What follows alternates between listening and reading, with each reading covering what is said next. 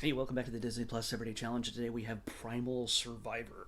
This is a National Geographic series. It's 5 seasons long. It's a lot of seasons. Started in 2016. It's a docu series. 2014. Why does it say 16 here? It's a 2014 through 2020 5 season series. It's starring Hazen Odell. If you know that name, good for you. I did not hear of him until this moment. I watched one episode because honestly, I am not a survivor. I guess at least not in this situation the way he is. Because they give you a warning basically before each commercial break, and there's no commercials obviously, but the idea is that this was on regular television with commercials. So you get this warning that some of this stuff might be upsetting. And right after the very first thing, right after they show that thing, they show a dead goat that's just covered in blood and basically gutted. Just a shot, just like that. And he's like, check this out. This is ripped apart by a leopard or something. I don't know. So yeah, what this guy does, he goes to different parts of the world, and he's a survivalist. He in, inserts himself into the lives, the world of these people who live in these different areas, who survive in extreme and strange to us ways all around the world. This first episode takes place in Kenya with the Samburu tribe, and it's equatorial, it's hot, it's dry, it's it's this tribe basically survives in herding cattle from one place to the next and protecting their small group. At least the group that it looked like he was with was small. Maybe a couple dozen people.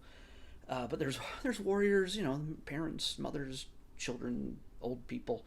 It's a community, and they live off the fat of the land even when there's pretty much no fat.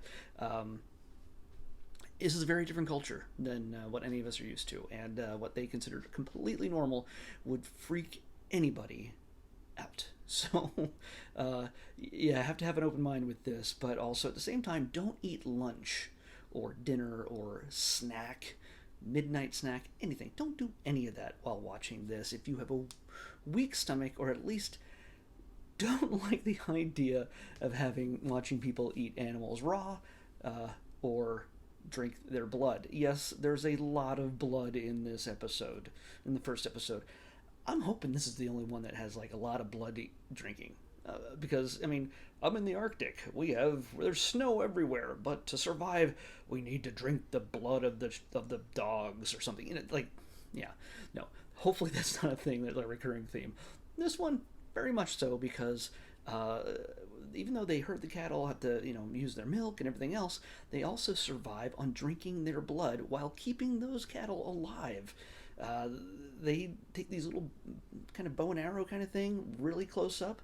They shoot them in the jugular, but not deep enough to have them lose all their blood. Somehow, they just throw dirt on it and closes up the wound after they get like this stream of blood into a cup that they carry. Uh, I mean, I'm not screaming about blood. Watch bloody stuff all the time. Fight, movies with action and gore and whatever else. I see my share of that stuff, but it's all cartoonish for the most part. This is literally just stabbing cows for their blood. At one point, also, they have to.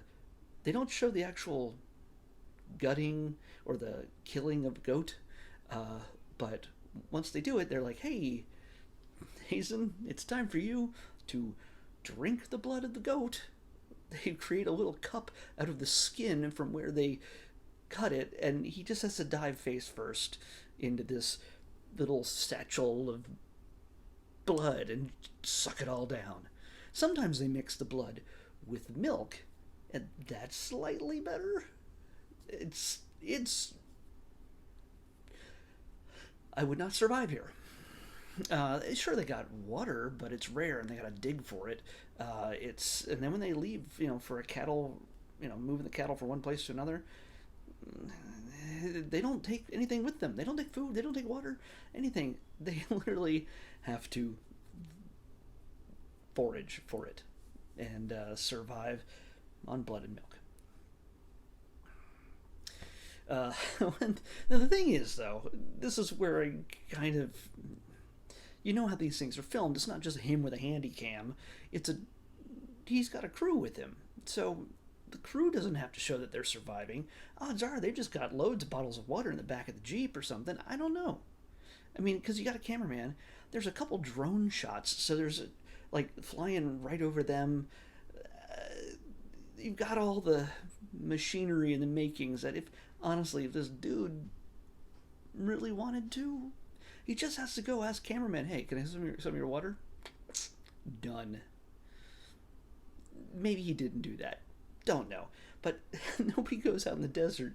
Well, that's not the desert, but nobody goes out in this very hospitable area and with a plan to make 5 seasons of a survivalist show and not have some kind of backup should you happen to not do so well. So yeah, odds are he was drinking blood left and right for most of this episode. But still, the idea is that, you know what, I get a little, winded, I'll go sit in the air conditioning in the car. Because you got a cameraman, you got a producer, you got some kind of tech with you, at least, you would think. Maybe there's a behind-the-scenes thing on this show that shows you exactly how many people were involved, even though you only ever see him on camera. So, I don't know. So I'm going to call BS on a little bit of it, but there's no denying he was drinking the blood. Because, again, he sort of creates this survival, I don't know how you call it, goals. He has goals in a sense that in order to be accepted by the tribe, and they look at him, did you carve your weapon right? Can you throw it right? Here's how you should throw it. And by the way, there also has to be a translator because God knows he doesn't understand what these people are saying. They don't understand what he's saying, so there's a translator as well who is probably not part of the tribe. So yeah, will he earn his stripes? Will he show that he's, strong enough? And they don't like the idea of anybody showing pain. They have a very stoic way of doing things, especially the warriors. They feel pain.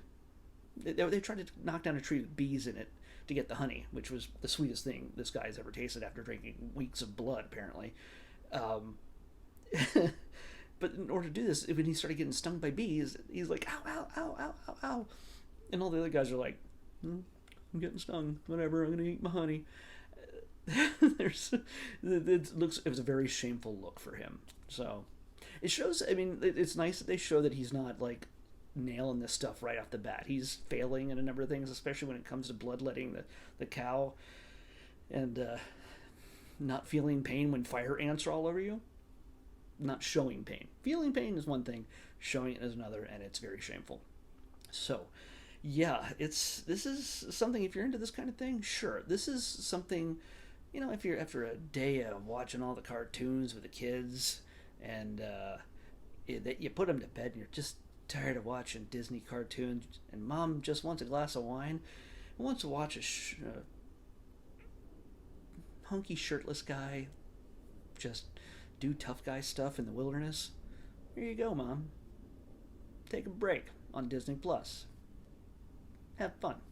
So, yeah, as you can see, it's something for the moms or the dads. However, however you feel. But yeah, this is something I can't say I'm gonna watch again. But they give, by the way, they also give stats and how much water people need and how what kind of what the bite ratio, the bite force of a baboon or a hyena is. They put all these little stats up on the screen as he's talking about it, so that makes it interesting. It's just, let's see, I'll give you an idea of some of the other things places he goes. Looks like he's going in the rainforest. There's a tarantula on his arm. He's hanging out with sharks. He's in the desert, in the Arctic. There's 6 episodes, 8 episodes, 6 episodes, 3 episodes and 4 episodes. So it's yeah, it's a lot of different locales. Again, if it's a nice mixture of nature and seeing what it takes to survive in these areas that we might take for granted in our cushy little apartments with TVs and Disney Plus. So, yeah, give it a shot if this is your thing. I can't say anything bad about it. It was definitely interesting, and it definitely got a reaction out of me. I'm like, dude, we get it. You're drinking blood. We don't need to see any more blood drinking. And and he does show like that he's, and like the first time he takes a sip, he's just like he's just not gonna, like he's just gonna quit episode 1. He's like, screw this. I'm not doing this show anymore. Let me hang out with Gordon Ramsay or something. I don't care. Eat some nicely cooked meals with a little bit of blood. Anyway, yeah, it's an adventure. If this is your kind of thing, check it out. There's a bunch of episodes. But we're going to pick tomorrow's episode, which will hopefully have a lot less blood drinking. 487. Oh, jeez, we're staying in the 400s. 487. Okay. 487. This is a movie. I'm not sure if it was a major film or if it was a TV thing or what, but I don't know. We're gonna watch Squanto, A Warrior's Tale. So check that out. We just missed Star Wars. Starts right after that. I knew we were close to Star Wars, and splashes right above it. Anyway, Squanto, A Warrior's Tale. This is how you know that I'm not like forcing these, because I'm gonna pick something Star Wars to get it off my checklist. Anyway, Squanto, A Warrior's Tale on the Disney Plus Everyday Challenge. I'll see you back here tomorrow with that.